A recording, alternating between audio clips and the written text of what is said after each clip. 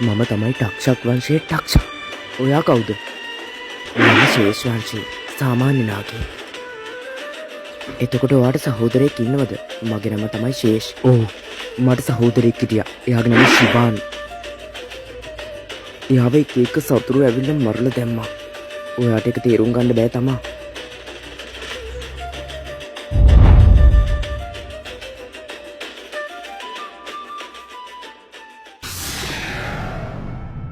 මේ තමයි මගේ මල්ලි ශිවාන්.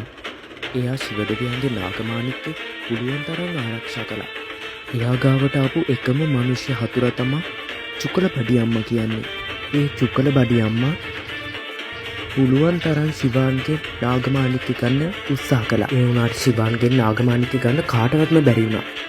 ශිවාන් ඒ චුකලබඩි අම්මා මරලා දැම්මා.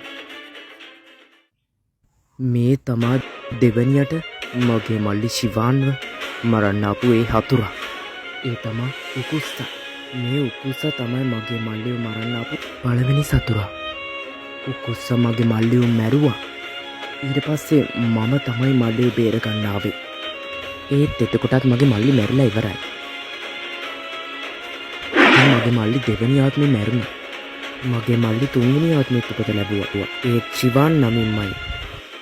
කහනාගේක විදිහට තමයි යා තුන්වෙනි ආත්මෙ උපත ලැබුවේ. එයාව තුන්වෙනි ආත්මෙදිත් මරන්න ආපා. ඒ තමා මොනරි. එයා බල සම්පන්නයි. ඒ මයුරි ශිවන්ව මරලා දැම්මා. තුන්වෙනි ආත්මෙදී මම ගියා මගේ නල්ලි බේරගන්න. එතකොටත් එයා මැරිලා ඉවරයි. මේ ඔක්කොම ශිවන්ගෙන් නාගමාණික්කේ ගන්න ආවේ උන්ගේ තියෙන පහාවට.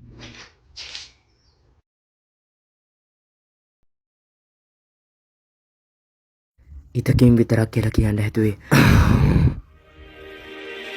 ගුරු දේව්වාට පණිවිඩයක් කියන්න කිව්වා. ඒ තමා අපහු එයා විනාශ කරන්න සතුරෙක් කෙනවලු. ඒ තමයි මකරා. මකරෙක් කෙනවා.